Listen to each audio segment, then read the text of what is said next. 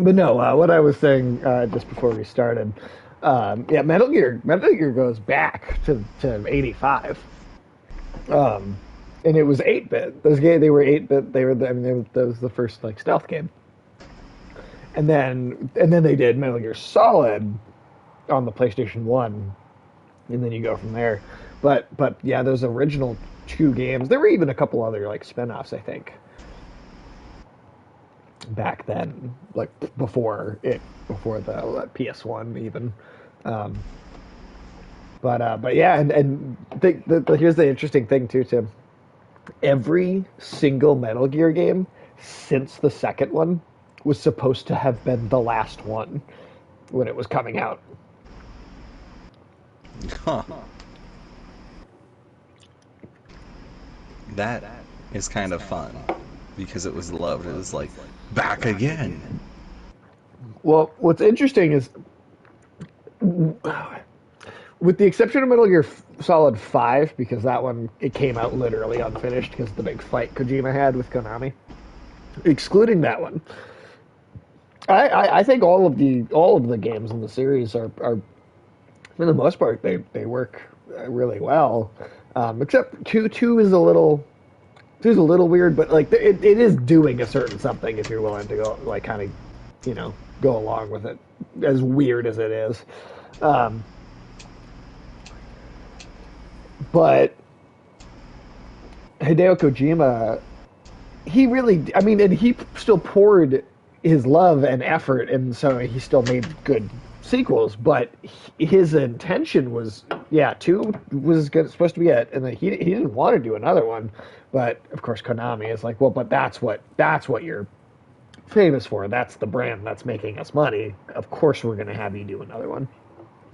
And he's such a good, like, he's just very good at his job, and so he still put all the like effort in each time. He ended up coming back to it, but he wanted to do something different.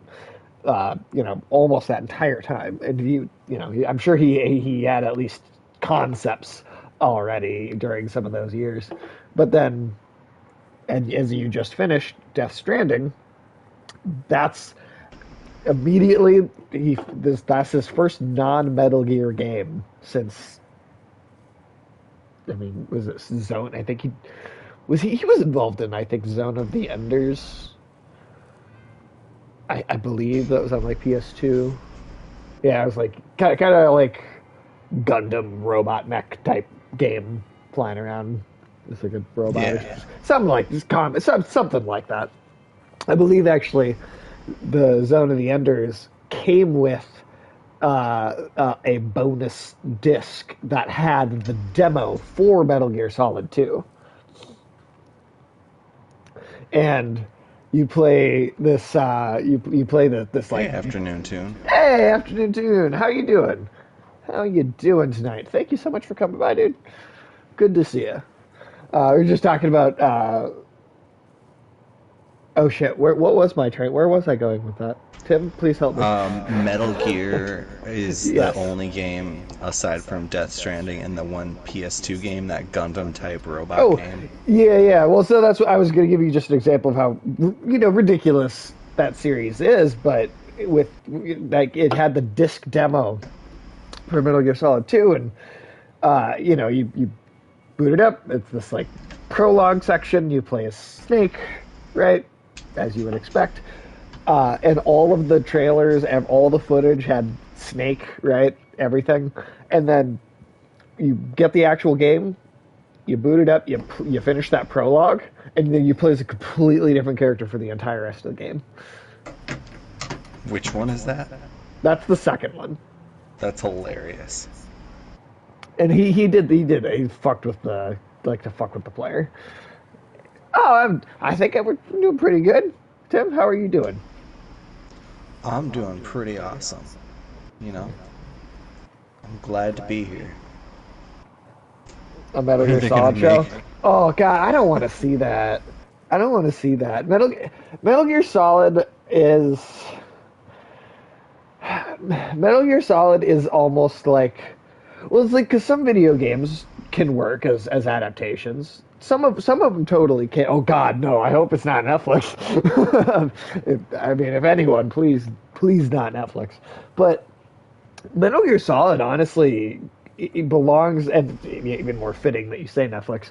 But Metal Gear Solid goes, I think, it's such an. I know it's a video game and it's not like a series, but it is such an anime. It is filled with just absolute, just nonsensical anime bullshit, and like I like it. Like it's the kind of anime bullshit that I greatly do enjoy, but it's still crazy and like I just do not and like genuinely wacky in ways that just I like. But then if you adapt it and you lose the wackiness and the transition, like is it still I think does animated it it still could feel like work. Metal Gear? Anime. I mean, yeah. If it was an anime, if it was an actual anime, I think Metal Gear Solid could totally work as that. But live action because this Oscar Isaac right is like totally. He's been signed up to play Snake for quite some time now, and I wants to direct. I think yeah, Hideo Kojima has always wanted to direct movies. I think he's always wanted to work in to like make movies. Like I don't know if video. He's passionate about both for sure, but his game studio is meant to be doing like anime projects. In the future, and that's confirmed. That he like they're gonna do like at the game studio with their like video game graphics engines. They're going to make some sort of anime at some point. Which I don't know, that could be cool. Look, Hideo Kojima is up his own ass, and I like some people don't like him because they very pretentious. A lot of people would say, and you know what? I can't even say he's not, but I still enjoy it. I still enjoy it. Does he do movie reviews on Twitter?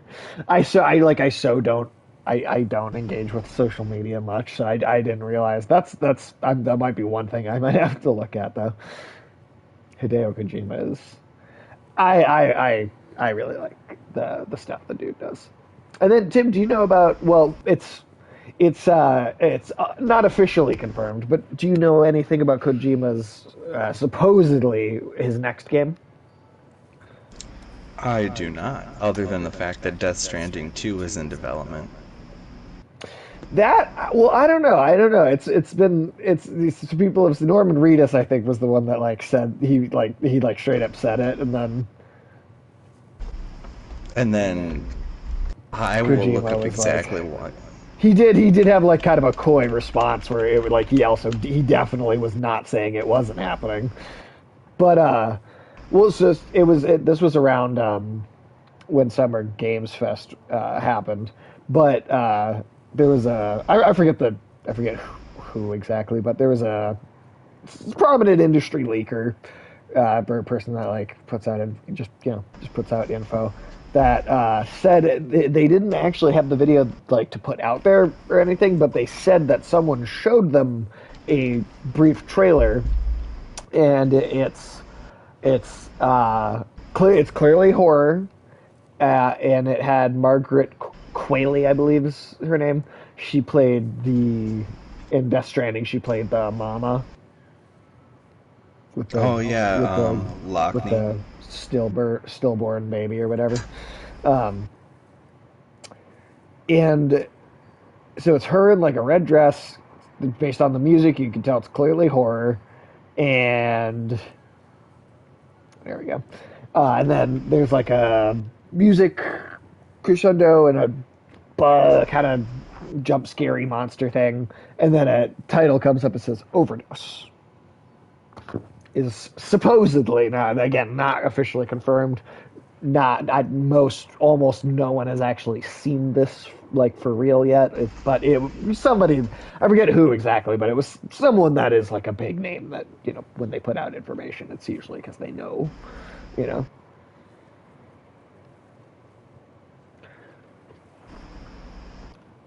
I speak just speaking to Death Stranding 2, though, what even? I mean, I guess what even is the first one, but what would you do? Like, I don't Having understand what finished you it would do. recently, I don't understand what you would do with it either. It feels very self-contained. Also, Tim, you've seen this, right? I feel like Yes, because you just played you it, you so have you have showed me the BB. yeah, I've got the yeah. It's I this just really have did it. enjoy Mads Mikkelsen's character in that. Oh yeah, yeah, it was great. I really liked this. I know a lot of people were not fans of it, and again, it's weird and it's out there and it's totally unconventional. So I get people not being into it too because it's so kind of out there. But I really vibed with it. I really vibed with it. I think playing that game, like, just kind of silently, like there was something so like almost peaceful about, like, I don't know. I really enjoyed the journey of that game. I really, really did. I really thought it was cool. The only thing, like, It's I got some had flaws one for minor sure. well, yeah, Mario and like, Princess Beach is one of them. That whole moment and like scene, I was like, okay, okay, sure, Hideo, sure. that was kind of corny. It was Um, unbelievable. It was so corny. I could not believe what I was hearing. People said that they didn't, or I thought it was boss fights were a point of contention that I wasn't expecting because I thought they were all relatively varied and like Hmm. the one especially with Higgs. Oh, I sure. thought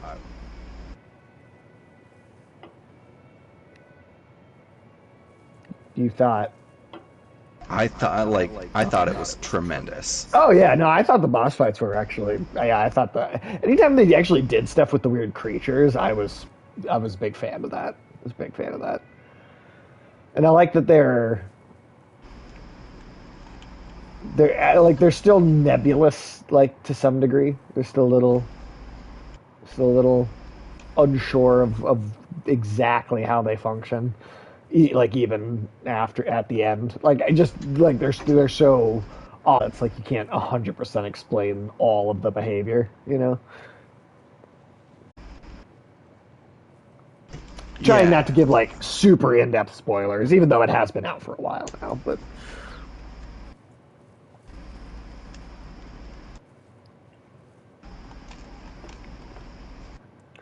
Afternoon Tune, did you if you know Kojima, have you played any of Metal Gear or Death Stranding? Have you heard about Overdose, and what do you think of him doing a horror game? Yeah, it's good. Well, I don't know if I've played Metal Gear. I don't know if I've shown this off to you specifically, Afternoon Tune, but I got the Fox uh, from yeah. This is like I first tattoo I got this at like 18. God, was I younger than 18? Yeah. Yeah, so you got like the snake skeleton from Snake Eater doing the like Ouroboros eating its own tail, and then the fox inside of that shape. You get a little closer so you can see like the spine, the kind of the snake spine as it curls along the whole thing. Eh, it's pretty sweet. Oh yeah, no, I get really into stuff. I have my like I'd say like almost not quite a third, but like no, yeah, maybe not quite a third of my back is covered in a giant Mortal Kombat dragon. So yeah, I go pretty hard with the with that took like 7 hours too, as a that I remember I went to see War for the Planet of the Apes immediately after that tattoo appointment, and I was sitting so uncomfortably in the theater because like I think tattoos, and there are specific spots that hurt, but like like as long as it's on not like super super close to bone, um, or like your veins, uh, or not veins, but wrists. Um, but like that's I feel like they don't hurt really that much. That needle's not that painful. But if you're doing it for like 6, 7 straight hours and the skin is raw from from just the needle over and over again hitting some of the same spots, then it really hurts. I remember I just this was like the worst theater. I mean, I liked the movie, but it was just the worst like level of comfort I've ever had in a movie theater. I went directly there. How much was God, I'm trying to remember. It was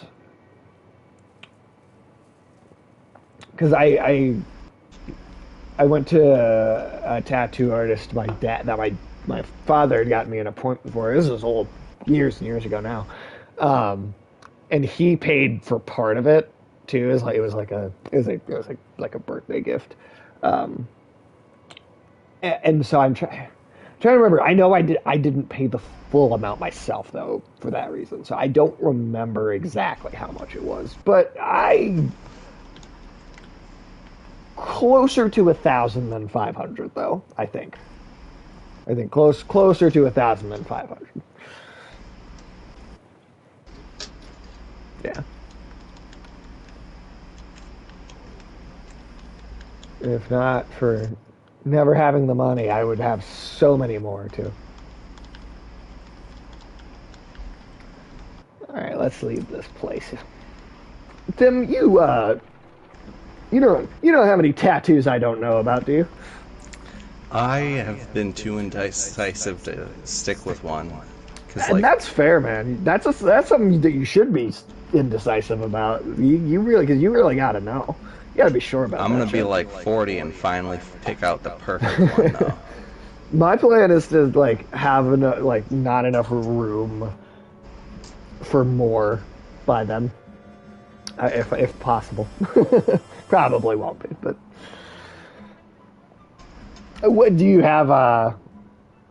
Do you have a current favorite idea? See, I've always thought it's got to be No. some sort of plant imagery, Plant. Okay. Okay. Like something like a prettier. tree, Like okay, like a tree. Like a big like majestic like like ancient like old kind of like great tree or like a do you have a specific kind? like uh like a world tree or something. Oh yeah, like kind of like a that'd be fucking sweet. That'd be fucking sweet. One of my I have a tree one too. Um, so in the Silmarillion, you have right that explains the rest of the Lord of the Rings lore. You've got the island of Valinor, which is like that's where the gods in the Lord of the Rings universe live. Yeah, That's where Frodo and Bilbo are sailing to with the elves at the end of the last movie. Like their reward for like carrying the ring to its destruction and like saving Middle Earth is that they get to go be immortal and live on the island of the gods. Like that's where Frodo and Bilbo are going. They don't really say that in the movie, but that's what's happening. Um, but on that island, you've got these two trees, Laurelin and Telperion. They are they're silver and gold trees that are like supposed to literally be like like manifestations of the sun and the moon, like because the gods created the trees, and so the sun and the moon rose in the sky. And so I'm gonna do basically from the knee down to the ankle on one leg. Each side is one of the trees, and they're kind of like tangling against each other where they meet. But like basically doing like a leg, almost leg sleeve of just those two trees. no, I think that would be too pretty fucking cool. That's probably going to cost a lot. That's probably going to cost a lot. I don't know when I'll be able to do that, but yeah. That's my tree one anyway. So we got this. This lady tied to this tree. What's going on here? A witch plaguing our clan, making everyone sick. But we caught her and brought her out here, her way out here. The others not. She's tied. She's to be tied here for 5 days without food or water, then cut loose. Spend 3. Should die on her own after that long with nothing to eat or drink. It's not on us. But if you want to set her free, we'd be bigger fools than you to get in our way. What if she is like a witch that's like poisoning people, though? How do we know she's not? Have you come across any witches so far? No, but that doesn't mean... I mean, we've only spent so much time in this fictional world. They could easily introduce the concept of witches at this point. And I would not be like, oh, he didn't set that up properly. I would buy that. I would buy that just coming up. Oh, wait, no, yeah. Isn't Ursa a witch? People call her a witch because she uses fire arrows that she dips in pitch. Oh, okay. So not really a witch. Alright. She gave me witchy vibes a little bit, though. She's very standoffish. That's why they're just like, Ursa, any thoughts? Because people call her a witch, too. You know what? I'm going to ask her. Smiles and saunters. She says a few quiet words and looks over before returning. My suggestion, she says, burn her and the tree to the ground. Jesus, okay. Well, She suggests burning everything to the ground. Oh, well, okay. So she's just being a fucking pyromaniac. That's all that is. That's not real advice. God damn it, Ursa. House of the Dragon is coming out soon, and then after that, the Lord of the Rings show. I have zero interest in either of them. I have zero interest. Tim, what do you think? Do you care about either of those things? Well, the show has specifically stated that it wants to establish new canon and not go off of what is currently... It wants to... Now, which one are you talking about? Which of those two shows? The Lord of the Rings show. I couldn't give half a rat's ass about House of Dragon. No, Game of Thrones should have ended. Well, it did. It just didn't. It should have stayed ended. I get you. Because if they were gonna do shit like, all right, they spend all this time turning Arya into an assassin, all this 7 seasons of progression, turning her into the best assassin in the entire world. And now she wants to sail the world. Now instead of having everyone go through these so that they all fit their role, like Sansa's like this master diplomat, Bran is this uncontestable king that doesn't have any of the problems of kings of old, and he can see the future so he knows what's best. Arya's like this tearless bodyguard. Jim, nothing about that last season really made a lot of sense. No, none of it fucking made sense. And the fact that they have Arya go and be an explorer is so out of left field that just immediately casts aspersions on every possible spin-off. Also, Bran is God. He could tell her. If she wants to know what's west of Westeros, Bran could just go look. Yeah. He could go look. He could absolutely just go look for her. He could just tell her. I don't want to go off on like a whole Game of Thrones rant because I feel like every time the show gets brought up I do that. But like if it had ended well and everybody like was like, oh yeah, that was a great show, a spin-off would make a lot of sense. But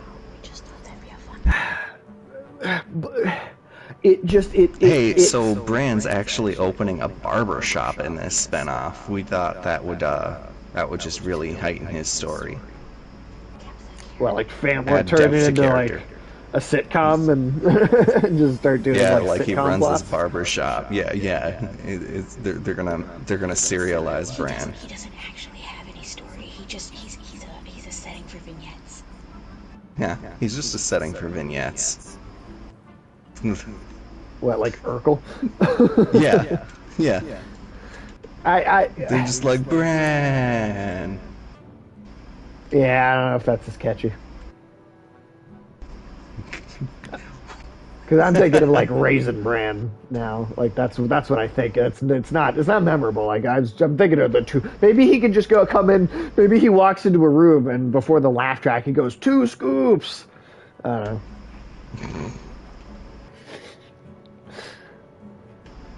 But anyway, point I was making though. It can't. There's just no interest with the spinoff when you ended the main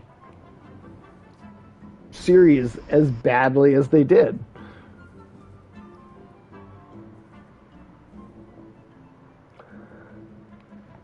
I don't know. Like, I'm sure that there's a lot of the people working on it that, like, I'm sure they're gonna do a good job on the costuming and try, as the actors. I'm sure they'll be doing their best, but I cannot bring myself to care. What could they do with the Jon Snow spinoff? Well, first, Tim, did you know that was a thing that was like officially greenlit? I did not. Yeah. So at one point they had like 7 Game of Thrones spin-off like concepts in the works, and I don't know how many they're still planning on making, but yeah, I don't know, but yeah, will anyone care? And yeah, what the fuck would the Jon Snow spinoff be? He went to go live with the nomads. What could you possibly?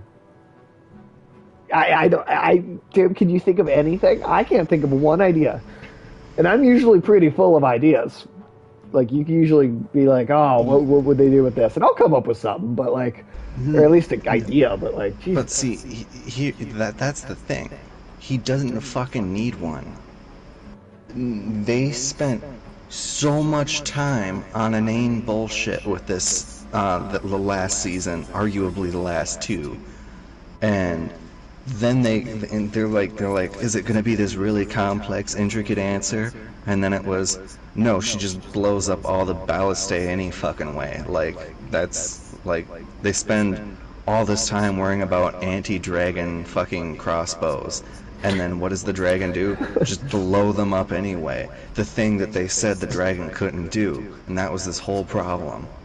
I really like my favorite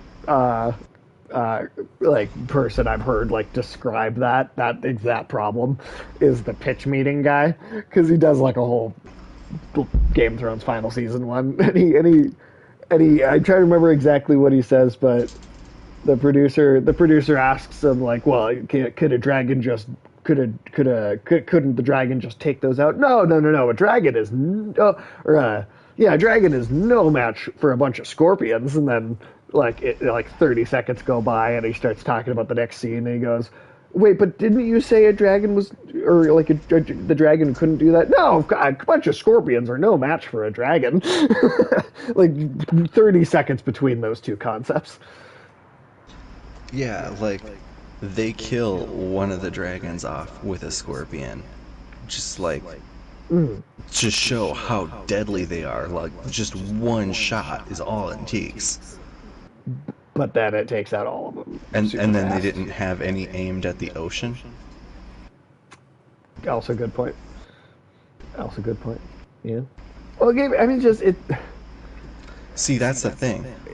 Any point against that season is like, because like, we went to the north to get proof of the zombies, but if we wouldn't have gotten proof of the zombies coming, the zombies wouldn't have come because they couldn't have come.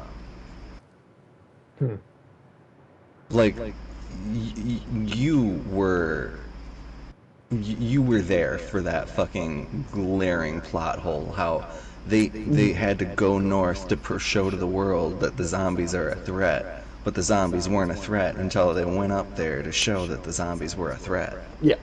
That's because the show decided to omit the concept of the Horn of Winter, which was set up very early on in the books. The Horn of Winter. Shit, I forgot to supposed. What did you do with that witch?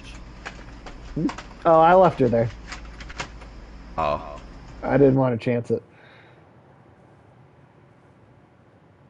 fair. Was that a party member I could have? Oh, she was absolutely just a normal person. Oh, well, okay. I mean, it's the end of the world. She's probably gonna get swallowed by a big hole soon anyway.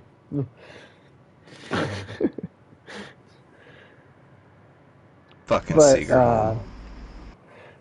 but the Horn of Winter is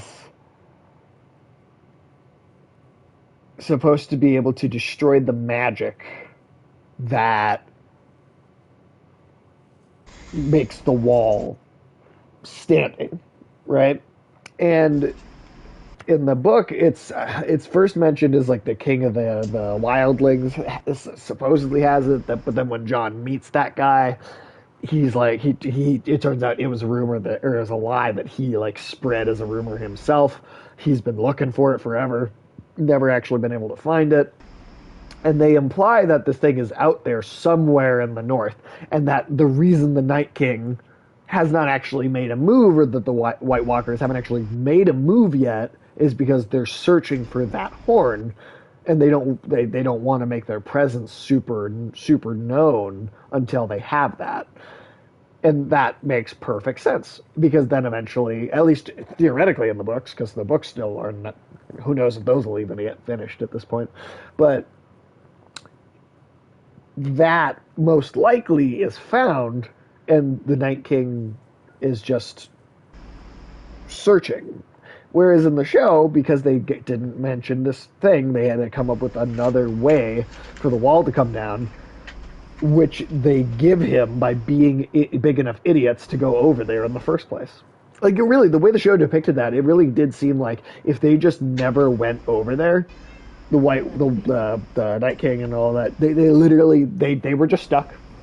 They needed that. They had to get that zombie dragon to make their way over the wall, and without that, they had no way of getting through.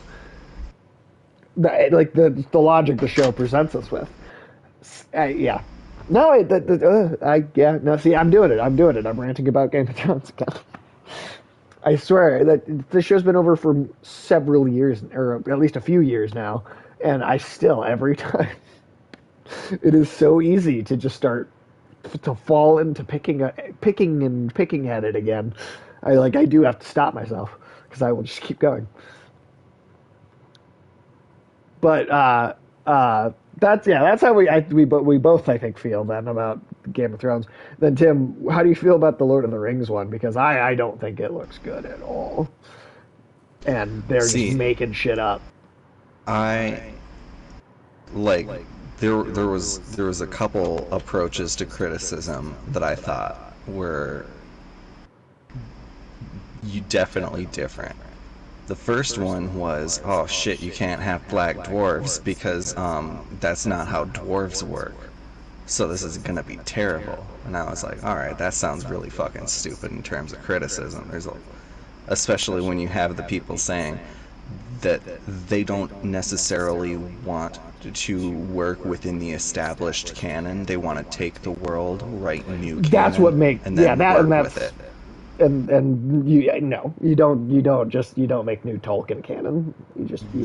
You don't get to go back to Tolkien and then write new canon. Well, they're also there's the Silmarillion. Right, and the show is taking place in a time period where that the Silmarillion covers at least some of, and they're just kind of making new. They didn't even get the rights to the Silmarillion. They only got the rights to the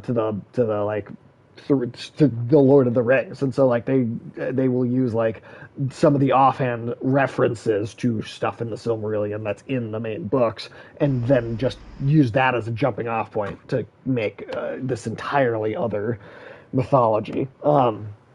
The thing is that there are places you could have gone. Yes, the dwarf women, the dwarf queen that's in the trailer does not have a beard, which is totally inaccurate to the mythology, because the dwarf women are indistinguishable from the dwarf men because they all have giant beards and gruff voices. The fact that the dwarf, I don't care that they cast an actress, like what ethnicity the actress they cast is. I care that it's totally inaccurate to the mythology and that she didn't have a beard. I mean, that's completely off the fucking. I mean, there's a whole. That's not even just in the book. That's at least in the extended edition of the Two Towers. I almost said the Twin Towers.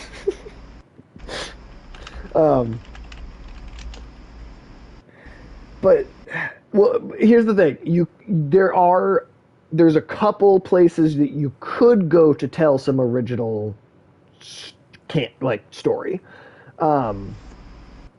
You've got so everything you see that in the movie that is like Middle Earth, like everything on the whole like kind of on the map you see.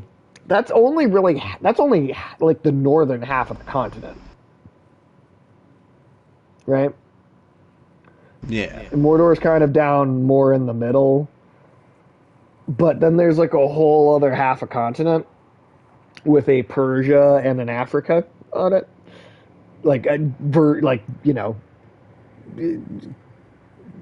Places in the, fictional stand-ins for those kinds of places.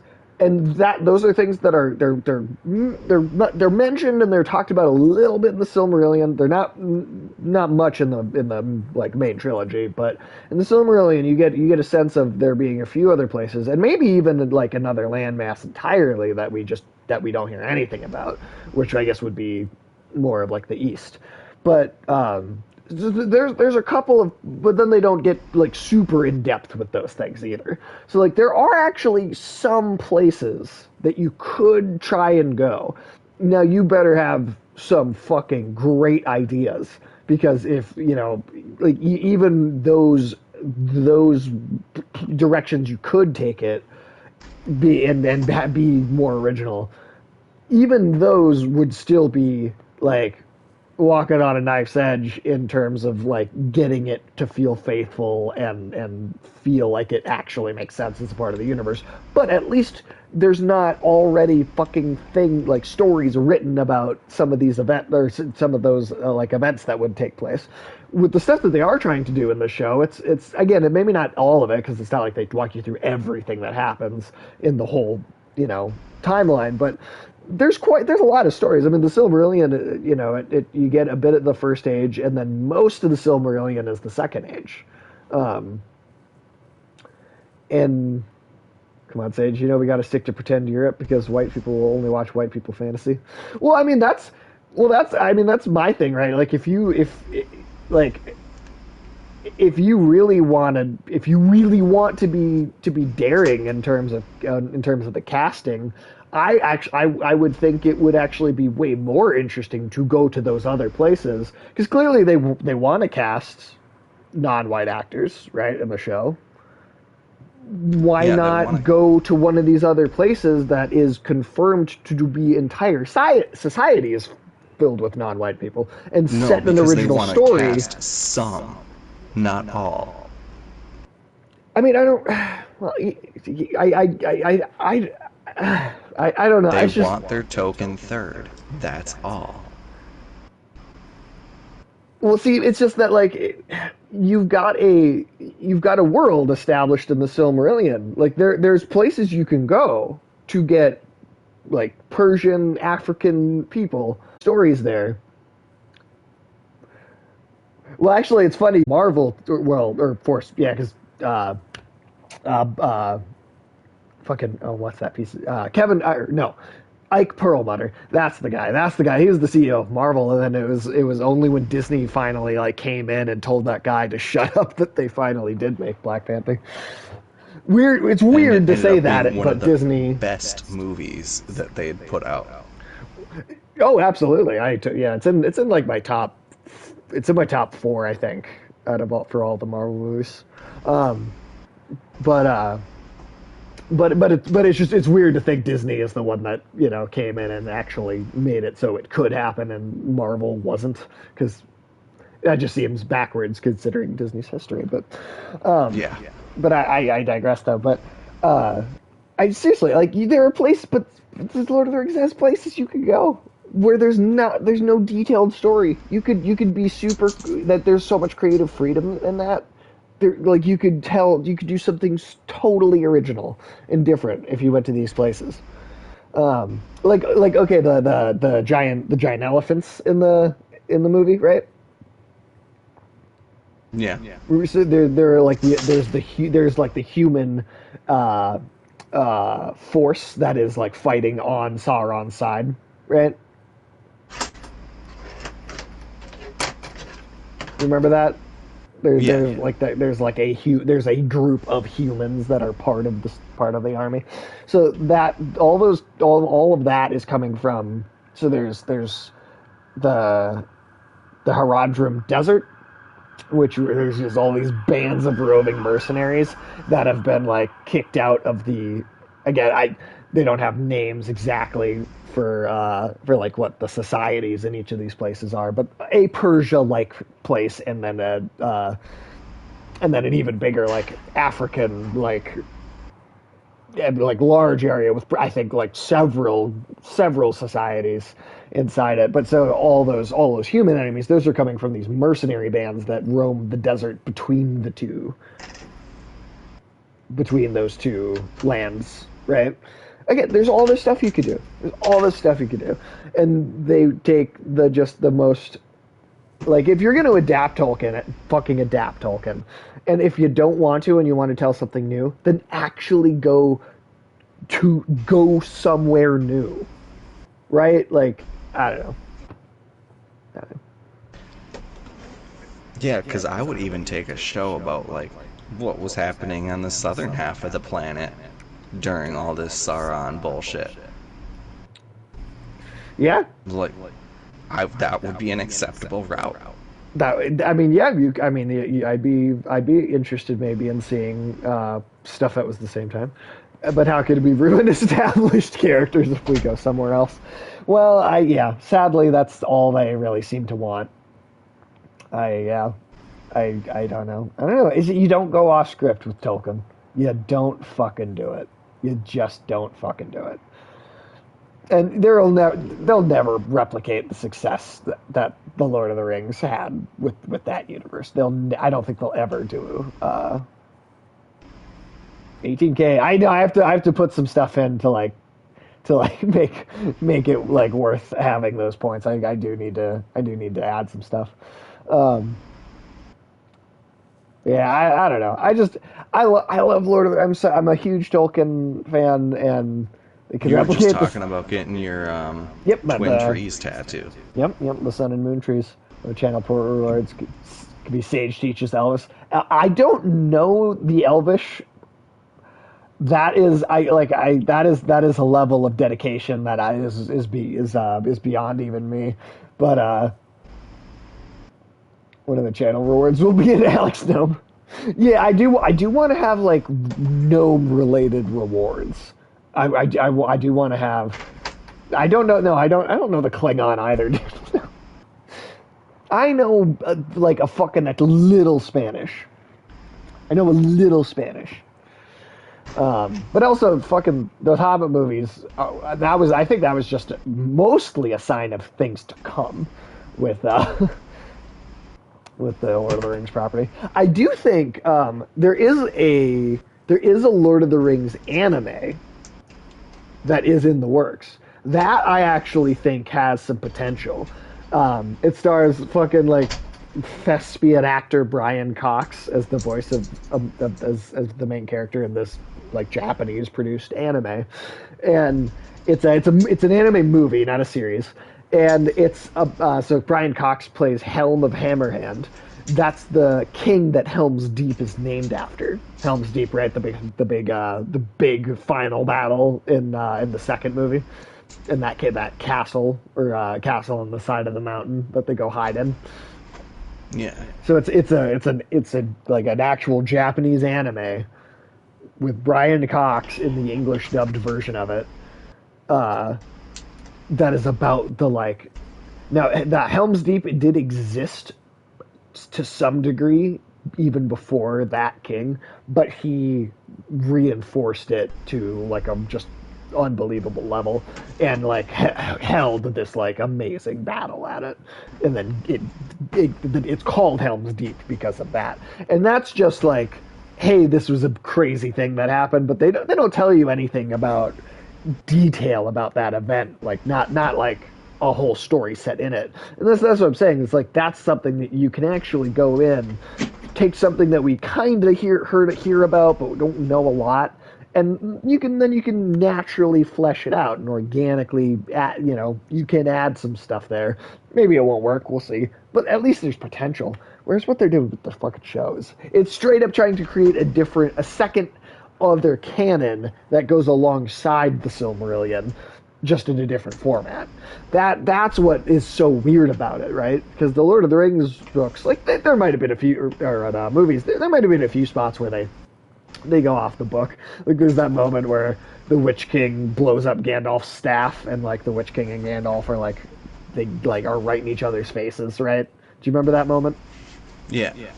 Now, in the book, that wouldn't be physically possible because the like literally like the cosmic, and because Gandalf and is like he's basically an angel. He's like he's one of the lesser Valar, right? That's the gods, and so there's the greater and the lesser, and all the wizards and Sauron too. Sauron is just the bad and most powerful one, but all the wizards and Sauron are all the same species. They're of the lesser ring of gods, almost like angels in some ways. In some ways, they're described that way. But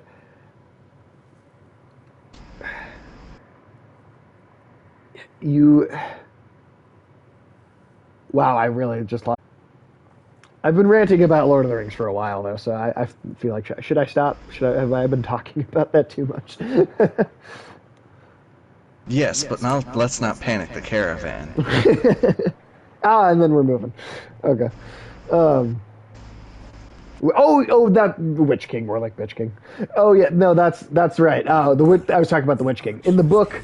Like literally, the cosmic energies that the Witch King and Gandalf are like made out of would like fucking make like a black hole if they were like right next to each other. Like it's like some like crazy. Like they're each on such like another plane of existence at the same time as they are in the physical world, that they would like cause like tears in reality almost by getting that close.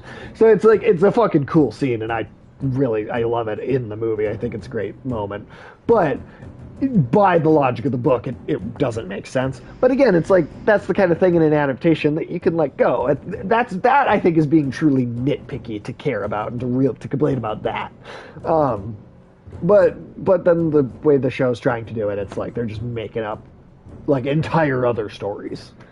Also, there's going to be nudity in the show, and it's like, really, in Lord of the Rings, do we really need nudity in Lord of the Rings?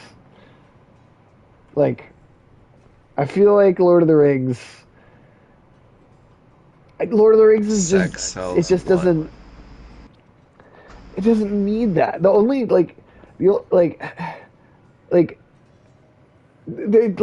why? Game of Thrones was raunchy, so all fantasy has to be. I know that's definitely part of why they're doing that. But the Lord of the Rings, that just makes no sense to be in that world. Like it just doesn't. It just doesn't. Like unless it's like a kind of only kind of humanoid, like translucent god or something like that. That would be the one, like where it's like kind of, it's so mystical. It's like that's so not, like you can't even, like it's not distracting maybe then if it's like this weird ethereal being, but like just to have like the elf characters or human characters, because it's like I don't know. Oh God, Ulysses. Jesus.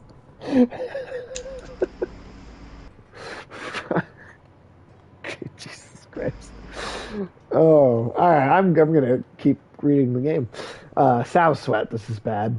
Lindor's fighting on two fronts and barely holding it together. Hakon's been warring long before you were ever born. His worried look is unsettling. Always heard the Horseborn had trouble with walls since they usually fight in open fields, he says. Ubin's the only one old enough to actually know, but it doesn't really matter because those walls will barely slow the dredge. And if those dredge flatten this town, we're defenseless out on these plains. But what are the Horseborn after? Three Horseborn in their caravan are pointing and talking excitedly. Deirdre? Deirdre? Deirdre. Tim? Yeah. Deirdre. Deirdre. Okay. Sounds like a Digimon. Surprised by the look of savage fury on their faces as the couple takes off without warning, charging the attacking horseman. He remains behind. He clearly wants to join them, but he waits your decision. Get down their own. Oh god, we are gonna go fight with them. I'll have to remind of those new members. We might lose her life for it. It's fight Dredge or Horseborn, or split up and fight both if you're feeling suicidal. Oh shit. When can they do that Game of Thrones sequel about Arya on a boat? It's an integral part of her character arc. Ulysses, you came in right after we were because after Dune asked us about that because there's the new the House of the Dragon spinoff that I couldn't even trick myself into caring about, but they also greenlit the Jon Snow like sequel spinoff. And then is the Arya what is that one? I don't know. That might be one they're thinking about doing though. There's totally a possibility that's one of the ones they want to do. But old Delirious Age, it can't disappoint like the rest of the universe. Yes, it can. Yes, it can. It definitely can. It absolutely can. But why could I? See, Ulysses, I can't do it again. I've already done it once, but fucking no one cares about Game of Thrones. I swear to God, not anymore. There might be a small, really dedicated fan base, but like for the most part. Oh, none of us have any idea. We were all trying to think of what they could do, and literally none of us had a even like kind of a concept. I read that already. Splitting up and Ingvar hitting the dredge. We're good at that. Ingvar can do what he wants. He always has. Shit. Okay, that seems like this could be a pretty significant decision. I mean, it would be shitty to have like one of these come in with no one trying to fight them. Well, he didn't complete an arc, but it did trail off. So, you know. All I can think of is, Jon Snow, we want to give you your own show. I don't want it.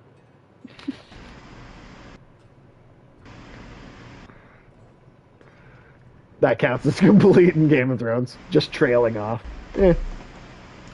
God, you remember how fucking shitty Jaime and Cersei's deaths looked?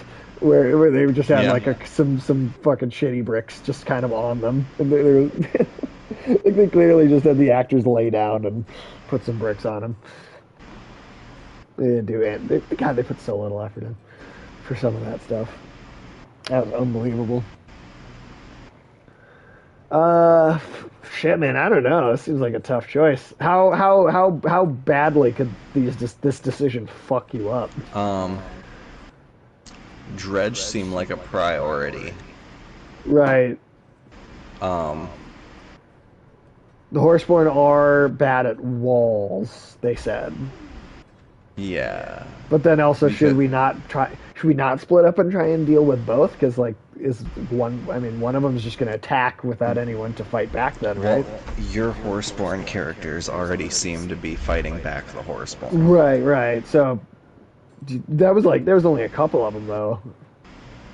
I mean, does that result in some of them getting killed immediately if we don't back them up, or is it worse to split up? I don't know.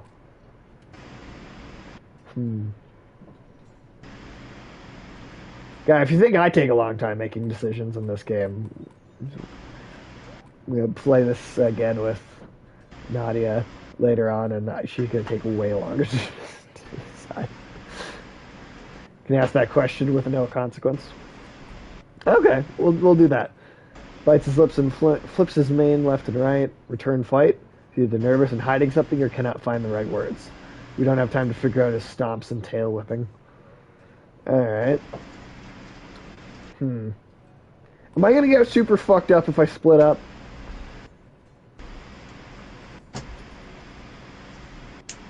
Fuck. God, I don't know.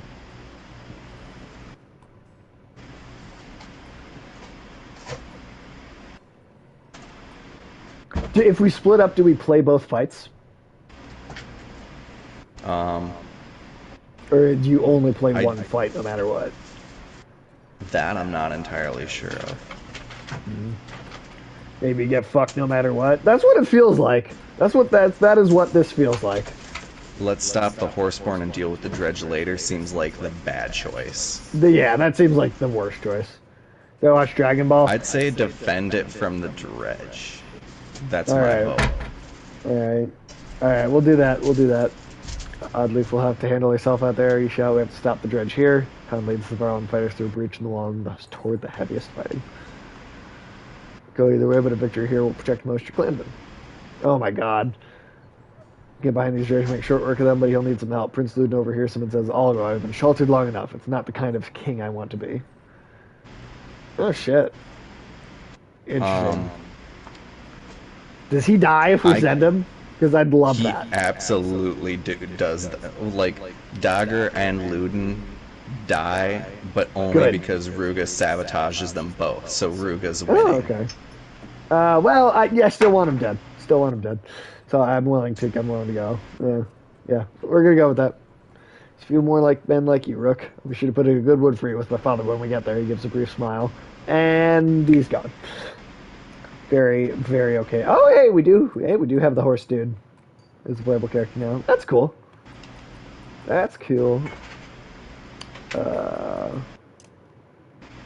Oh, Ivor, you're already up there, Ivor. Okay.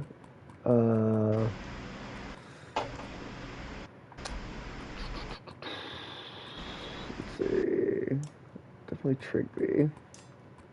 Spear is always good. What do you think, Hakan and Ivan, or should I grab an archer? Should I go an archer too? Would it be better to have like Eirik or Eagle for this?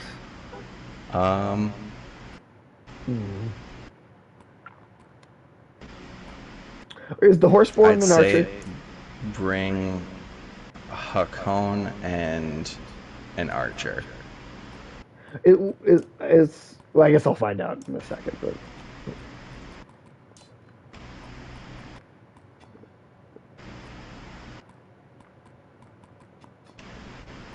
No, I just want Hakan in that spot. There we go. Did I get him a bear? No. Could I have gotten him a bear at one point? Yes. If you would have gone a certain direction through the swamp, then yeah. Alright. If it helps, I wasn't able to get Eirik the bear. Yeah, I wouldn't have. I totally did not run into that. Do I watch Dragon Ball? I don't. I am a big fan of some of the Dragon Ball video games. He's amazing with a bear, not great otherwise. Ah, damn, that's too bad. Well, when I play this a second time, I will get the bear.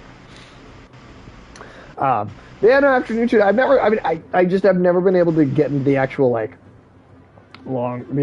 storytelling of Dragon Ball. But I really enjoy some of the video games, and I think like the art style is great. And when you boil it down to just the fighting, I like it. I like a lot of the art, but I just have never been a big fan of the actual like story in the series. It's too far away.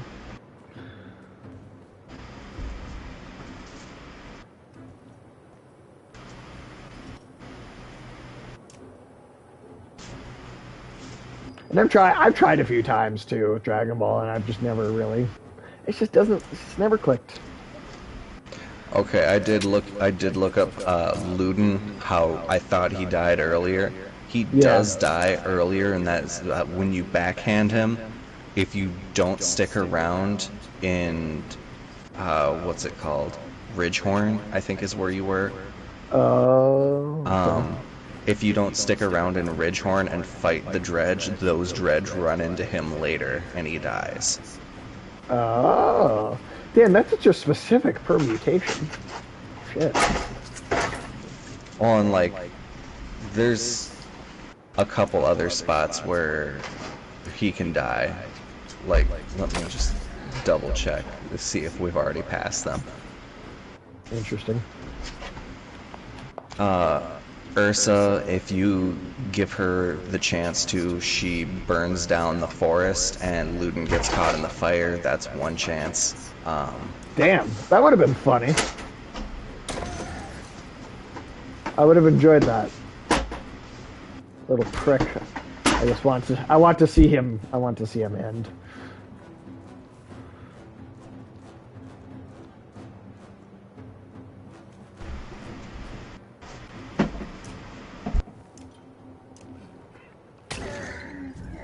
Nice. At the very least, at least Luden is starting to show Oh, I did. less penchants for being a prince. Me and Alex when Alex was on the last episode. We were talking about how we were gonna like give him more of a chance and see what happened, and then I completely forgot I said any of that and immediately went back on it this time. Oops. Oh, and then he can move again. That's cool. Yeah, centaurs are good for fucking hit and run. There we go. Another game that I think totally deserves a remake.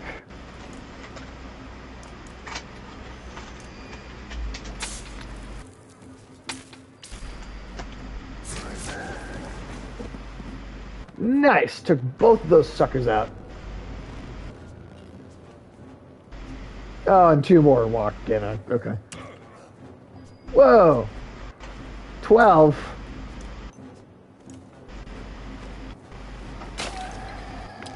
Get out of here.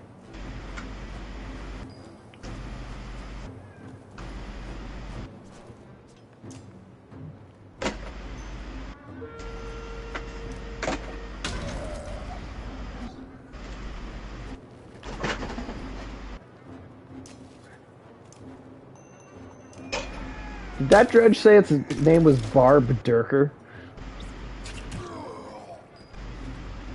Yeah, Oh, shit. Kind of what it seemed like. Oh, he's out. Damn. Fuck. Okay.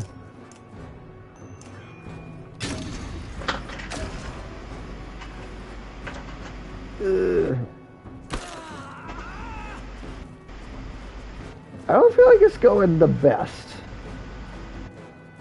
Not See, going it's because you the decided best. to kill Luton. The game's just like, man, going back on your past word. Something, Yeah. something, karma, something.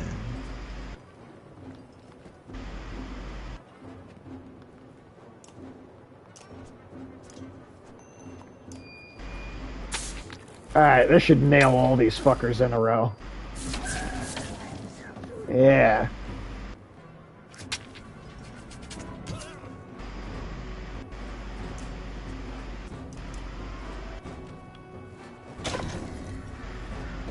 Down you go.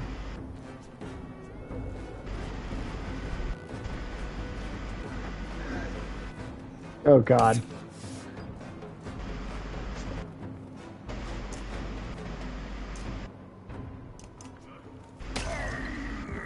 Alright. Shit. Oh, okay, he did come up behind him.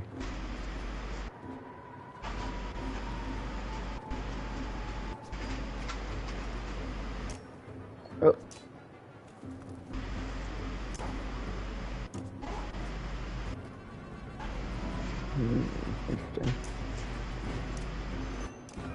Oh yeah, just take that fucker out.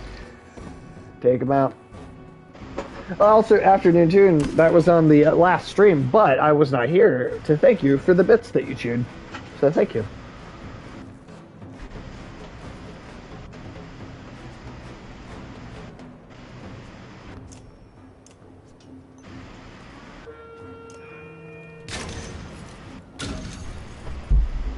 Yeah. By the way, Tim, did you see that that subscriber number? I have not. Oh, when you were running it, it didn't show that on the HUD or whatever. No, I don't think the way I have OBS configured Oh, shows okay. that yet. Well, we're currently at 29 not like 29 subscribers. Oh, that's pretty awesome. It's pretty cool. It's pretty cool. What am I?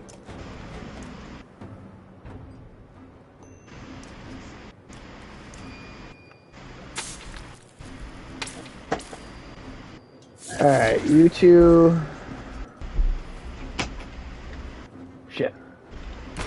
Get away from a big guy.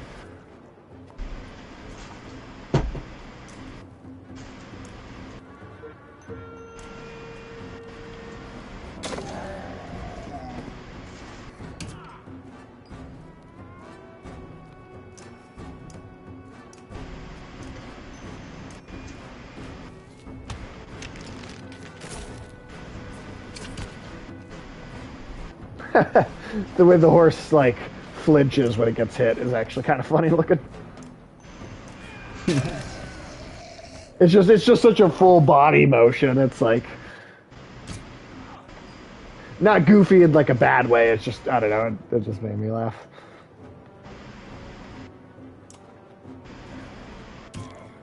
Shit.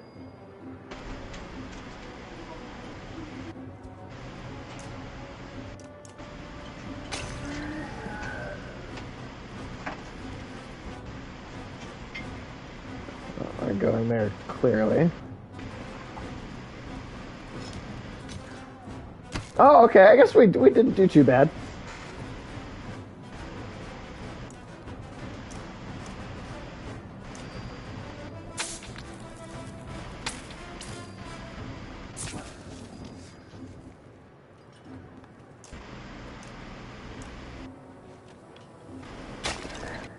Well, Ulysses, what have you been up to? You see anything interesting or weird? Well, so Tim, since you finished Death Stranding, what are you playing now?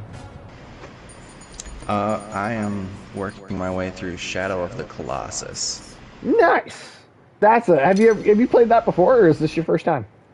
I played it before, but I got to like the 6th Colossus and then stopped for whatever reason. Was it So the I'm picking remake or back the up. original PS2 version you played before? The remake. I played Okay. the original PS2 version for At the time. Yeah, but I never beat it. Like I Oh, okay. was like, this game's too fucking hard. I hate it. That's one of my favorite games. I specifically, that's one I actually really want to stream with Adam. I think that's the one he would in particular enjoy being a co-host for, because he doesn't know a lot of video games, right? So that's like a really good landmark one, I think, for someone who isn't wholly familiar with the medium, you know. So the army shatters the last of the armored foes. You see Dinger walking to Rugga alone. Points to the wall and slowly shakes his head before lowering it. A few fighters confirm the prince's body, surrounded by dead dredge. There we go.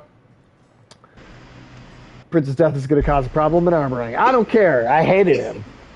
Should have stopped him from going out there. He's under my watch. There's nothing you can say, but you keep an eye on Rugga and Dagger. Yeah, no, I don't trust them, and I don't like them either. But that prince, I was content for him to go. It's not over. The dredge were only part of this war. Trying to see. Oh, hey, she's still there. I was wondering. I thought she might die. It was stupid of me, I know, she says. The villagers helped where they could, but Horseborn are so quick. She drops to her knees in fatigue. Look at all the destruction around you, the loss of life, and try to find some meaning to it. Always look on the bright side of life. Even before your breathing slows, an older man runs up shouting. They kicked their way through. The mangy, hooved monsters are in our town. Horseborn, call them what you want. They're everywhere. They're hitting the homes, the market, even the rich folk hiding out in the Great Hall. He spits at the last mention. After that last fight, we should stay together. We'll only be able to save one of those places, but that's better than nothing. You understand his caution and realize you can't be everywhere at once, but you might be able to save two places with two separate groups. Houses are full of families, and all our supplies are near the market, but I beg you to save the families. They're the heart of Lindar.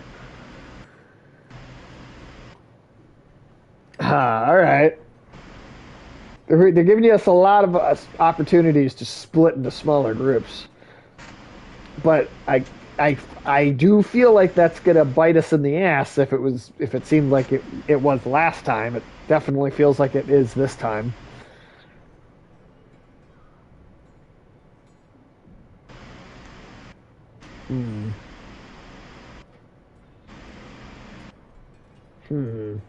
God damn it, I don't know.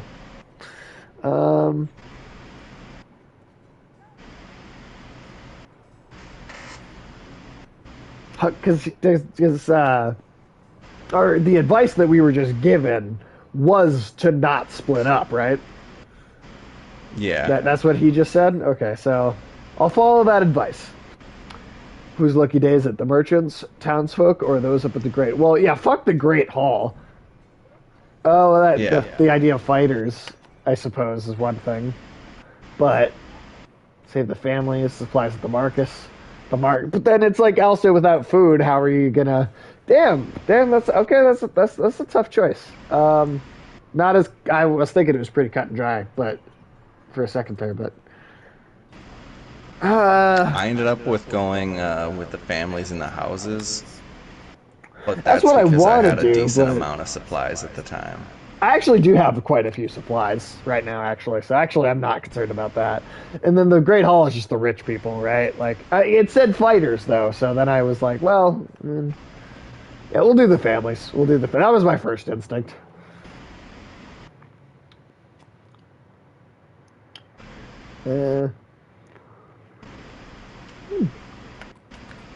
Switch out Hakan for Moger since he's not injured, and let's go.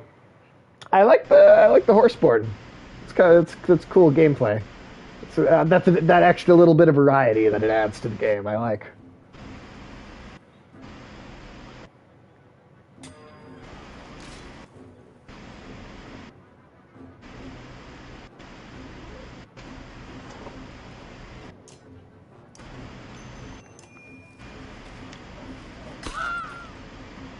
You go down in one hit next time.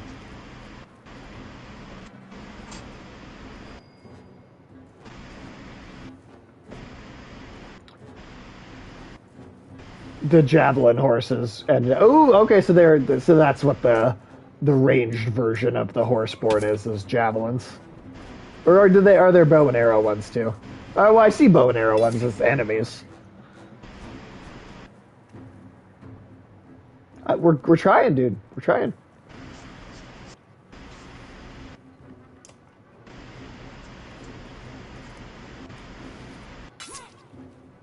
Oh shit. Okay, that's the javelin right there.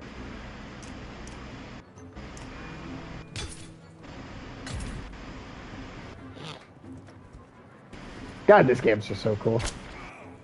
I'm so glad that I'm so glad that we're finally getting to this.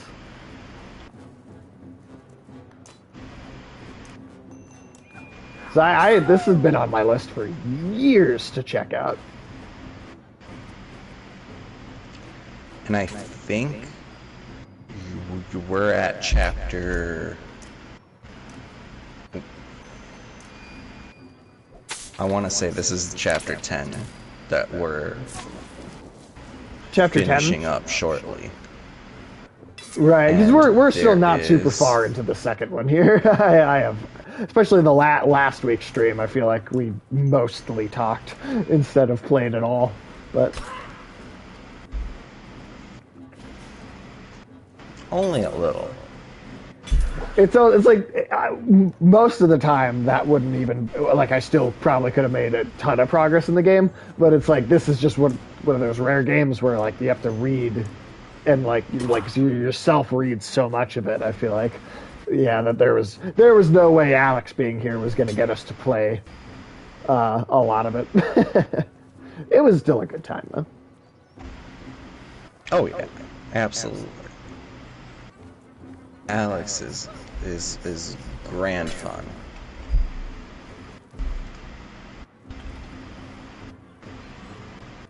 Oh shit! Okay, I moved to the wrong place. We did KOTOR, but yes, but KOTOR is like all that is. It's all voice acted in KOTOR. That's I think the thing. I mean, like some of this is, but a lot of it is not. So. All right, the falling over animation also made me laugh. So, okay, I did check. There's 21 chapters definitively. Okay, so we're like around the halfway point of the whole trilogy right now. Yeah. Is 2 shorter? Or do I remember you saying that 2 was like shorter? I would say about the same length as the first one. Oh, and then 3 is short. 3 is shorter. Okay. I'd say it's about 65, 2/3 as long. Okay. And you both said that it's slightly to its detriment that it's that much shorter too, right? Only in that it's a series that I would have been okay with getting more story from, especially because like towards like the middle to end of the third game, they introduce you to a lot of really cool shit, and then they're like, all right, the game's done. Oh, that's unfortunate.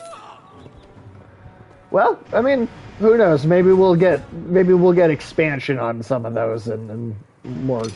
Gameplay wise, I think it's great. Narrative could use more closure. And one, it's you said it's yeah, I do, yeah, that's what I remember you saying is that it just felt like it could have used more time to kind of flush out the endings of characters and some more background on one particular location. Okay, interesting.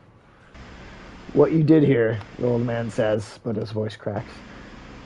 You saved them. The families are alive. The old man smiles. Our fighters are dead, and most of the grain stores are gone. Never thought I'd say this, but near 200 of us would gladly follow you wherever you're going. That's a lot more people to bring in, but we'll do it. We're used to hardships, have no doubt, and we're here to show my thanks. Suddenly catch the man's attention. Did those 3 belong to you? I reckon the people around here would pay good coin to see them gutted. Oh, God, no, all right. Maybe I shouldn't have let him come with. Dog bit one of the attackers too, but I don't let it in the shop. Keep those pets on short leases. All right, man. All right, calm down about it. That's all you can do to keep Adley from arguing, but she storms off, muttering things best not repeated. All right.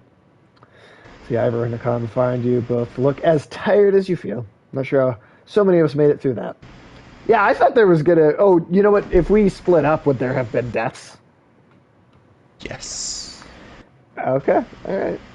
See, I thought there were going to be deaths because we didn't. I was worried there were going to be deaths for not. I'm surprised they still said that, considering the human prince is dead. They're like, we didn't have that many casualties. Well, he doesn't count. In my eyes. I'm sorry. True. Never I think the expected- only reason they were keeping him around as much was because he was their ticket into arboring. Right.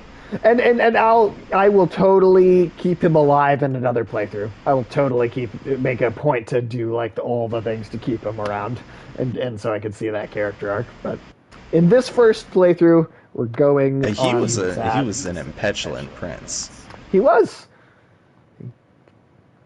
Somebody finally took him down a peg. Never expected Quite a to few, I'd see say. horse sport in my life, let alone fight them. And the dredge seemed desperate. Fighting like us, you mean? Like they've got nothing to lose. I wasn't worried with the great Ingvar on our side. How could we fail?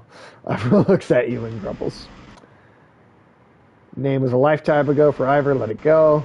Face it, you're a legend. Let's talk about what to do next. I feel like let's just pragmatically talk about what to do next.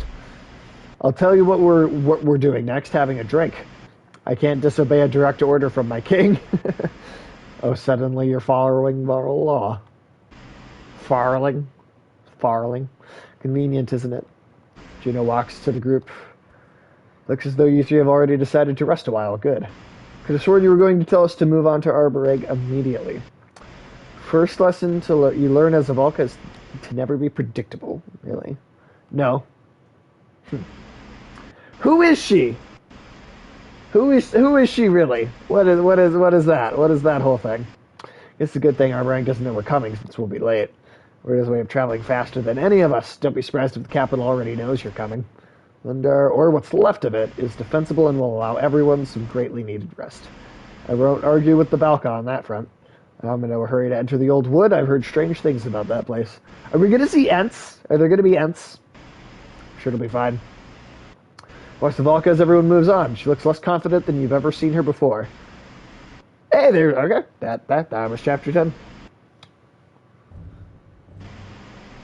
So 21, so we're officially, we're right at one more and we're in the single digits.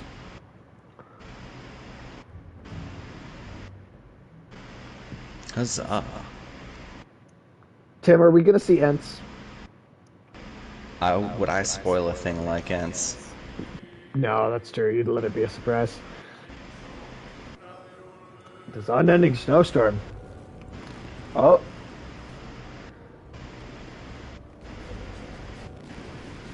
Ambush. Well, shit, man. Oh, there's a bunch of those things. It's an amber-collared bush. Ambush. Oh, God damn it, Tim. If only Michael were here to hear that. We were ambushed by a bunch of amber bears.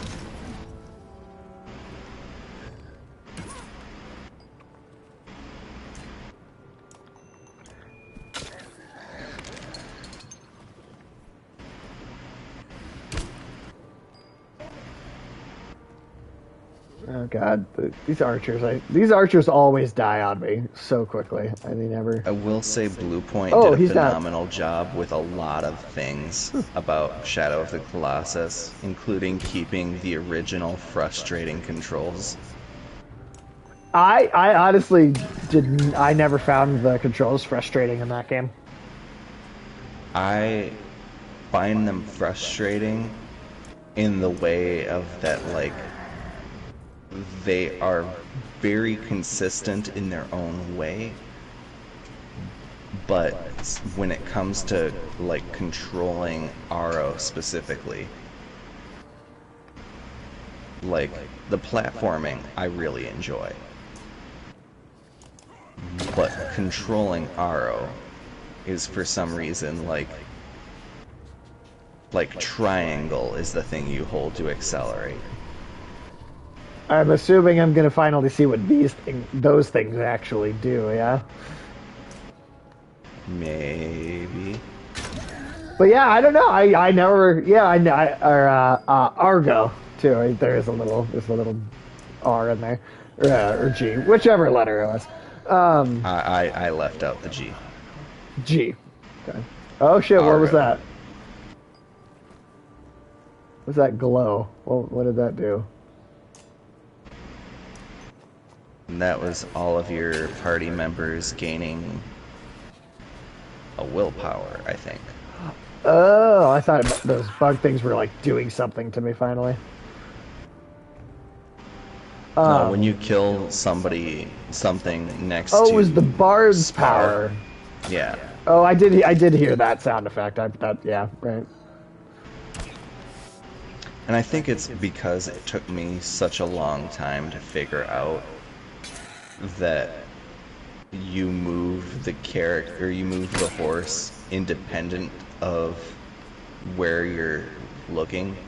So like you're moving left and right with the controller will always move your horse left or right, regardless of whether you're facing front or back or side to side.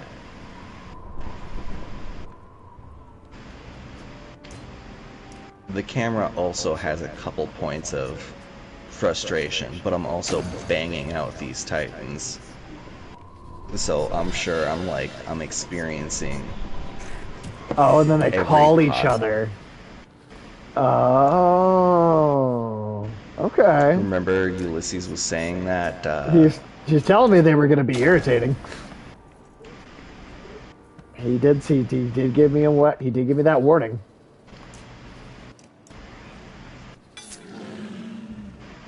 Yeah, no, that's interesting. I guess I just yeah, I always had a I never really had a hard time with the controls or in that like when one. you're calling Argo to you, it's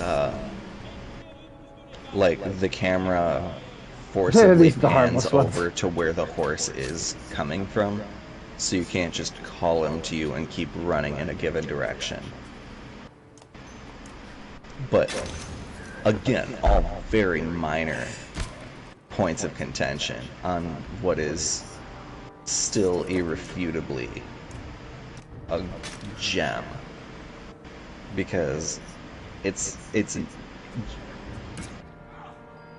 it's got a really serious vibe of Journey to it in that it's this beautiful fucking world and then they just managed to add in puzzle combat.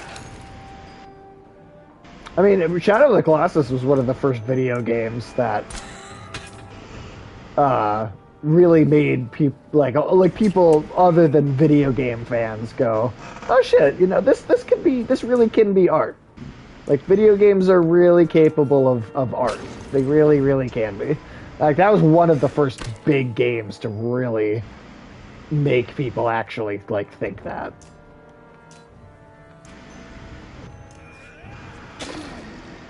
And that's, I think, why it deserved the remake that it got.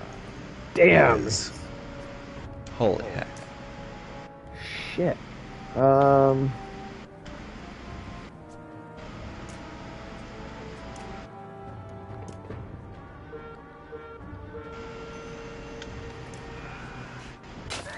Get that down a little bit. Let's see, other games I'm still playing in a Jesus. quick 30 little seconds. Multiverse is off and on because, that's fun. They're going to be adding Morty on Pretty Wednesday. soon, yeah. They also announced Black Adam and Stripe from the Gremlins. As some Yeah, of the they're the next new characters. icon for the PlayStation 5 version of the game. Yep. Like that was how they announced it. Was they changed the icon of the game to have Black Adam and Stripe. Yep. It's a interesting pair. Yeah, I thought it was hilarious that they just fucking that is how they announced it. No, that's great. That is It's great. fucking phenomenal. I've also been throwing my head against the wall at Returnal. Still haven't beaten the first boss, but I have no. just about mastered everything about that first area. Nice. That is the beauty of a roguelike is like you eventually get so good at it that you start to be able to do it with your eyes closed at a certain point. Absolutely. Hollow Knight, I'm still caught up on the... What are they called? It's like the Council of Three that you have to fight. Okay. I I have get- never played a lot of Hollow Knight, to be honest. I'm a Hollow little Knight bit, is little bit, but tremendous game. I'm really enjoying it. The lore of everything and like the atmosphere it fosters, the art style, the gameplay, phenomenal. And I've beaten the first, I want to say 4 bosses, but then I came to this one where you fight one of the council members, and it's a whole ordeal. And then you have to fight 2 of... Hollow Knight is great, and That's it's what I've like heard. a 2D Dark Souls. that is what I've heard. We'll So, probably yeah. do it on the channel at some point. We probably will. Oh, yeah. We probably will. Yeah. While you're running through dialogue, I will be right back. Oh, no worries, dude. We'll probably save Hollow Knight until post Elden Ring on the channel. Because that'll be like a cool thing to look forward to. That's like such a different thing, like such a different change of pace game. I think that'll probably be what we'll do. Because we got a few because we got a few games on the shorter end that I would like to get through before we do move on to Elden Ring. I want to finish the Banner Saga, or yeah, all the Banner Saga, Blasphemous, Mortal Shell. At least those. I at least want to get through those before we do Elden Ring. When every one of our fighters ready to move, set a post inside these gates, tell them to wait for me. Fighter nods and takes off to find everyone. Where's that Fane Valka? Maybe up on the wall? The Fane Valka is here. Valka's ever, I've never heard you speak like that. The silent appearance of the two menders surprises you. You were outside the walls. What did you see? Dredge scouts, I'll wager my axes. There's an army of them coming this way. Young Mender's eyes go wide as he stares at Claw and Fang. If that's true, they'll level this place. The storm must have hidden their approach. Or kept them at bay, but why are they here? Why now? I don't care. We're heading for the mountains. But the Ravens could take on all these dredge, especially with the Valka's help. Like that time in River Rake when you helped Valka Fiorin. The Ravens could... Oh, wait, I read that. Keep him quiet before I do. I'd forgotten about that. Nichols' eyes light up. It was you, Fiorin, and a handful of ravens tracking down the bandit who called himself the Draugr of Dingler River. A war horn blares across the town. The army of dredge you suspected is real. Damn. Nichols finds Goodmunder? Am I saying that one right? Have his guards try to calm the people, but bring him to meet us at the barn with the cart. Young Mender follows orders without question. Not a bad quality. Cart's not your business. I disagree. A dead Valka gives you a cart to hide in the deepest recess of a river, and suddenly an army of dredge appear. If you haven't already tried, I doubt you'd be able to open the cart if it's woven shut, as I suspect. I'm the only one here who can... Oh! So even if we'd tried to open it earlier, it wouldn't have even worked? We told you Juno's not dead. We were just traveling with her. Let me tell you something that compromises my position as Valka. The Juno who I knew, who the entire council knew, was put to death by us, the council. Oh, shit, they, executed her? Shit. It's a very rare sentence reserved only for the worst offenses. Altering people's minds, their thoughts, is one such offense. Valka gets quiet and looks at you. She tried something on me, didn't really work, because it wasn't Juno. It couldn't be, could it? Whoever it got mercenaries to bring that cart here for free. Subtle. Regardless, Juno was put to death and Ivan was imprisoned.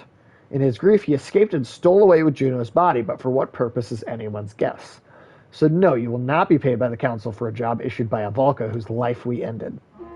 Your irritation is right. He always looks fucking pissed off, too. When another war horn sounds, two horns means a large force approaches. Collect what you need and hurry to the barn. It's time we discover why you're really here. Shit. Last dredge falls and you pause, taking in heavy breaths. Snow is finally abating. The storm is moving south. Let's get inside the gates, you say. Oh, did we just skip that?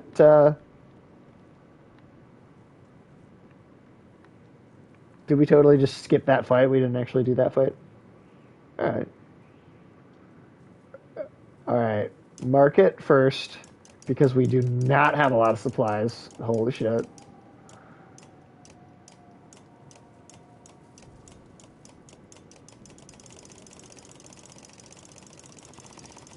Yeah, because we have, nothing right now. Alright, 29 days. Alright, now the barn. Smell of hay and yak's dung is heavy as you enter the stout wooden barn. Zephyr and Nichols are talking in hushed tones to the guard. Am I saying that right? Is it Nichols? Nichols? I don't know. Goodmunder, who glances at the large cart nervously. Everyone knows why we are here, she says. I do not believe in coincidences, but I cannot begin to imagine what would draw an army of dredge to Blendall besides the contents of this cart. Yeah, like the coin. Okay, alright, cool. That's what I kept saying that, and I was like, hold on, let me double check.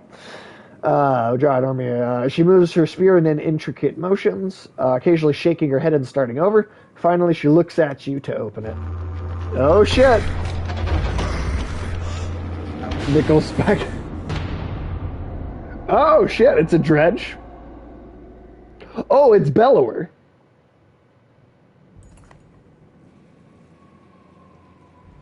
Oh, shit. Sight of the Sunder Bellower's body in the cart silences everyone but you. You howl as the memory of a dream tears through your mind and drops you to a knee. Strange tower of white stone. Lightning, fear, confusion, distrust. There is a wrongness about it all. Volverk, hey. Folka's voice draws you from the dream and she's shaking you by the straps of your cloak. Everyone is watching. Another dream, she asks. Your eyes finally focus on hers. A white stone. Yeah, tell everybody what the dream was. What are you talking about? Pulling away from the cart, her tone is full of concern. I saw a tower, lightning. I don't know. Volka pauses briefly before shrugging. This is unexpected. The Volka looks unaccustomed to surprises. Goodwinter, continue your tasks. Nichols takes some fighters and open the mine. Keep that path clear at all costs. As both men begin to leave, she points to the cart and shouts, not a word of this. They nod on their way out. She turns to you and Volka. Shit. That was a cool little cutscene, though, too. Cart, I'm not sure why they are attacking, but if the Dredge recapture Bellower, he's dead. Who cares if they take him? He cannot die. His immortality is more than rumor. Dredge lives have no natural end, but they can be killed, all except the immortal Sunder Bellower. They live forever? Nods, but looks lost in thought. How do you know all of this? The Vulcan know many things about all life in the world. I cannot go into further detail right now. Further detail? That was no detail. There's an army of Dredge coming for this cart. I will tell you more when it is safe. Storm to the south and the Dredge army to the north leaves us with one way out, the mines. We have to go into the mines. Our way is to sit in a hole in the ground. The Volk have pathways that will grant us escape, but with all of these people, it will be difficult. What can you do? What can I do? Put the ribbons to work. What did you have in mind? Yeah, let's get the fuck out of here. Let's not have Bellower come back. It only take the Dredge a couple of hours to fully prepare their assault. We need to move food and people to the mine. Help load carts near the gates or warn families in the houses of our immediate departure. I'm waiting for a response. I really do love your joke, Nichols Bockel. Oh. Never known you'd offer help like that. Thought you would search the Great Hall for whatever we could find, but you might be too honest for that now. Give her a look that requests silence. Yeah, no, that was good. Okay. So, Great... go to gate. Let's see, it is 12:46. I assume this is about to be a battle, right?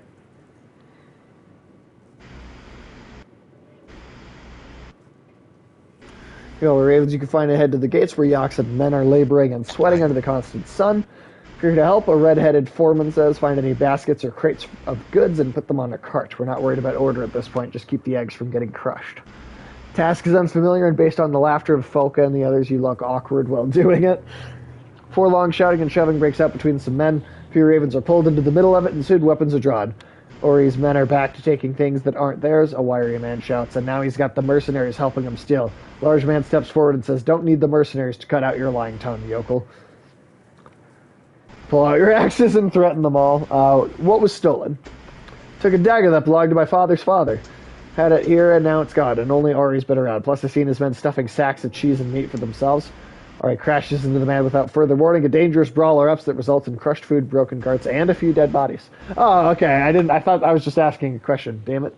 The red-headed foreman stares at everyone. Why are we worried about Dredge when we're so willing to kill each other? He pulls a smashed crate from the cart and throws it on the ground. Let's get to the mine. The mine entrance suffers shock to hear of men killing each other. The lack of supplies only makes things worse. Fools, she shouts, her voice shaking. A loud slam against the gate signals the arrival of the Dredge. Everyone inside, she says.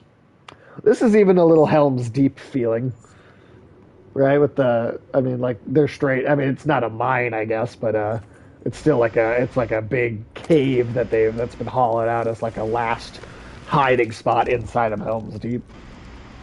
Mine shaft is cramped, and more than once your broken horns knock against the rough ceiling of Aura timber. You follow Volka Sefer at the head of the caravan. She's lighting one of many bracketed torches along the way when shouts from the mouth of the mine reach you. Dredge, the gates in the town did nothing to halt their advance. Goodmunder and his men will slow them, Zephyr says, but it may not be enough. They have orders to collapse the opening if they're overwhelmed. Will you keep them from being overwhelmed? Ravens back to the top. Heading up the mine shaft is like swimming against a current. Frightened villagers push forward, and you barely have room to get past the Yaks in the cart. Grodmunder in his grim manner. He looks pleased to see you. No real pain, he says. Just kill as many as you can. The ravens around you smile at his words and begin to chant. Oh, and I didn't, oh shit, he's already injured too. We like her. But now you have Zephyr.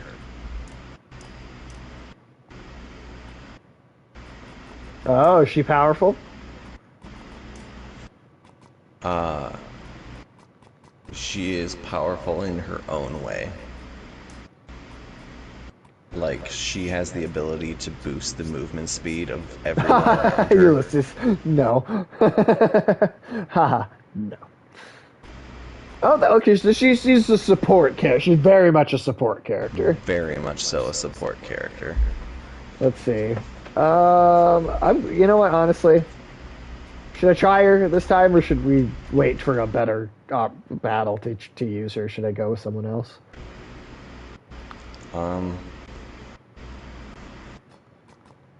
I thought you can give her a shot, but she Put is purely her to support. the back. We'll put her to the back Yeah. then.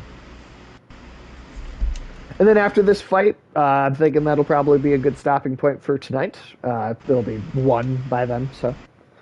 It's honestly good with Volca if you mend her armor a lot. Okay. Okay.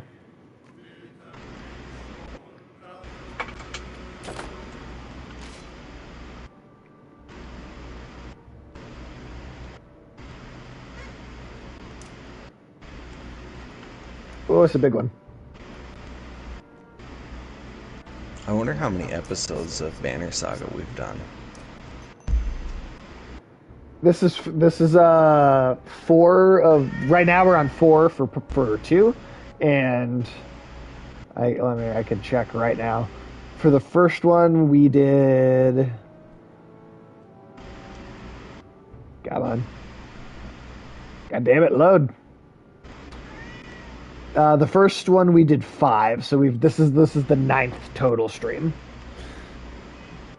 And last week we didn't do that much actual playing, so. Oh fuck! I should have. God damn it! Why did I hit the wrong button there?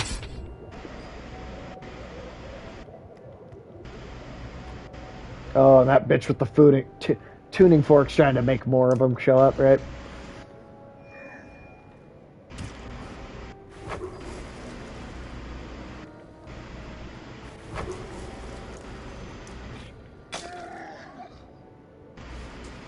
Shit, and then I missed the opportunity to actually fucking get the armor on that one done.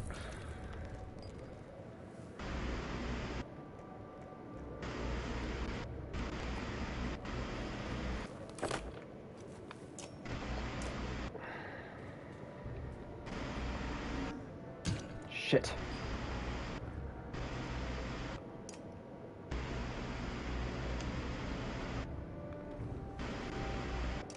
Can I amend from here?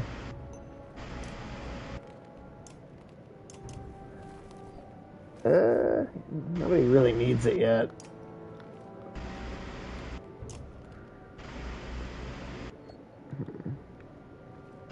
You just hang back.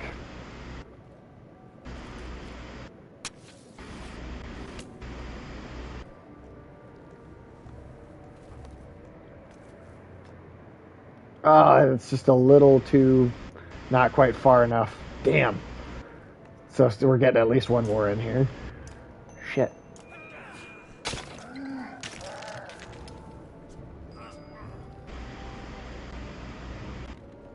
What was that?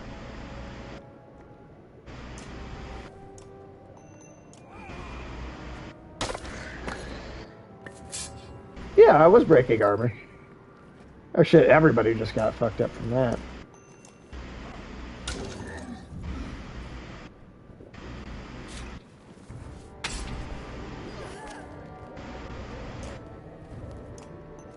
Oh hell no.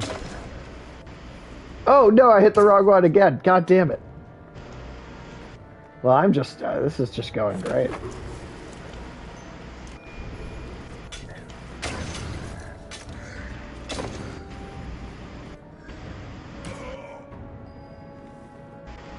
And he's gone.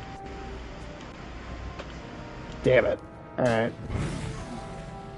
Shit.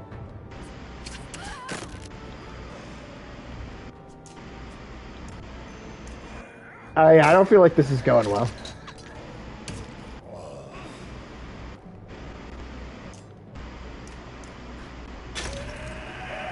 Hey man, it either goes or it goes away. Oh, is There that? is Oh, no that's going what they're back. doing. I thought they were summoning like another, like an additional foe. That makes sense. Yeah, they're essentially they They're convert the armor of Dredge into strength. that makes a lot of sense.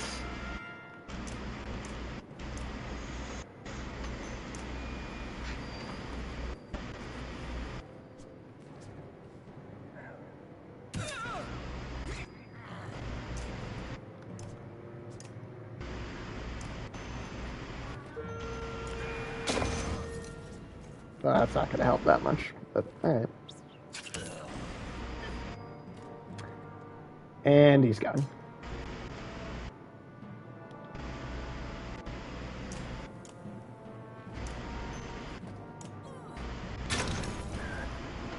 Fuck.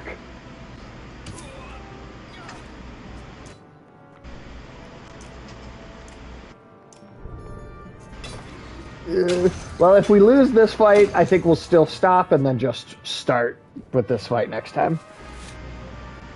Yeah.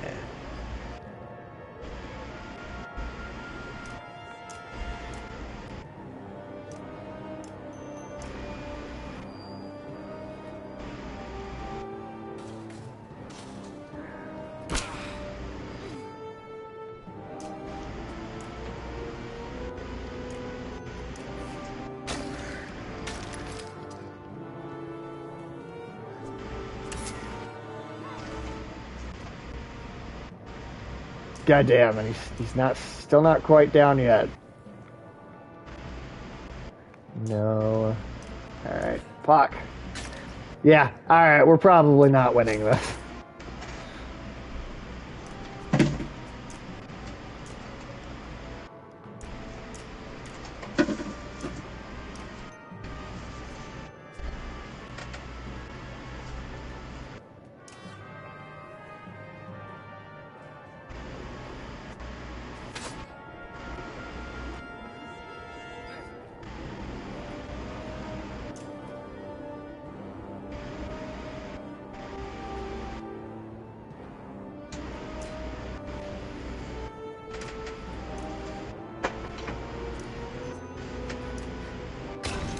All right, at least get one of you fucking knock it off.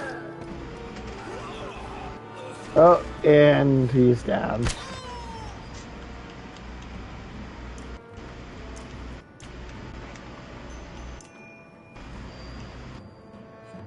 Well, she is definitely helping keep her alive a bit longer, but I don't know how. Yeah, it's like, you know, one armor and I could still only do one damage on him. Like, come on.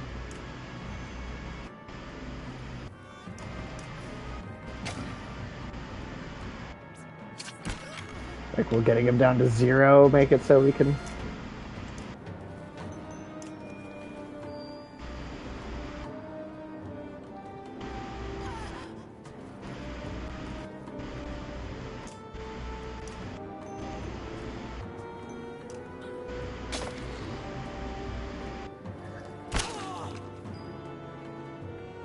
Oh, she got poisoned? Shit. Alright, well. Yeah, we'll just, this'll go better next time. Yeah.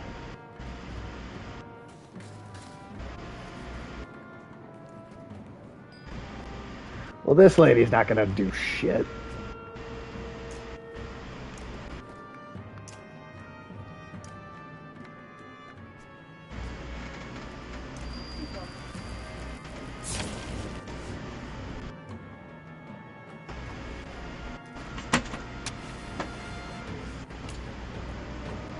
Yeah, she ain't doing much by herself.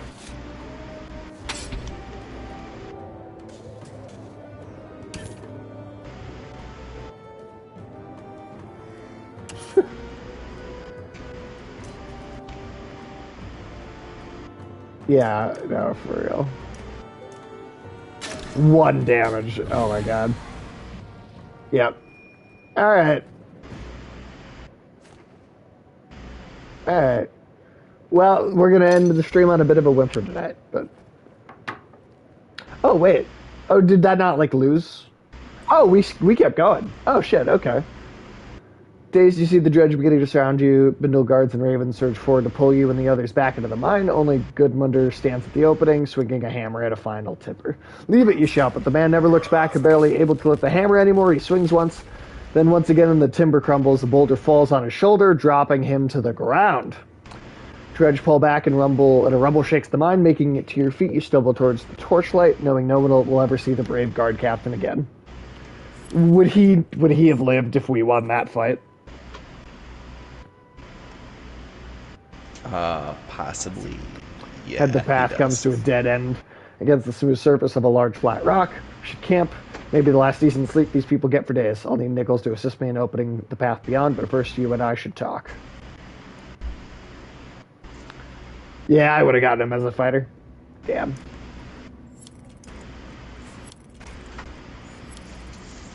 Okay. And that's where we're going to stop for tonight. Thank you for hanging out, Ulysses. Afternoon Tune. I appreciate you. Tim, thanks for being here as always. Also, Thank by you the for way, having me as always.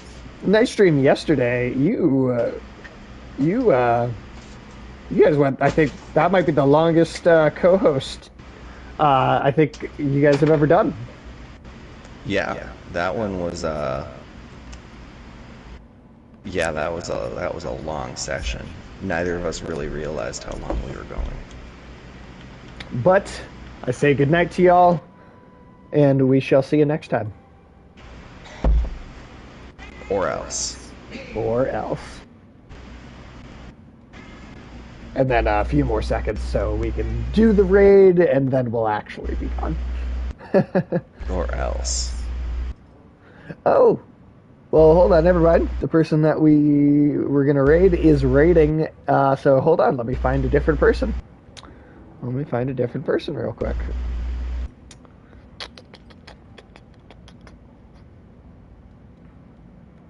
Let's do Julian, then.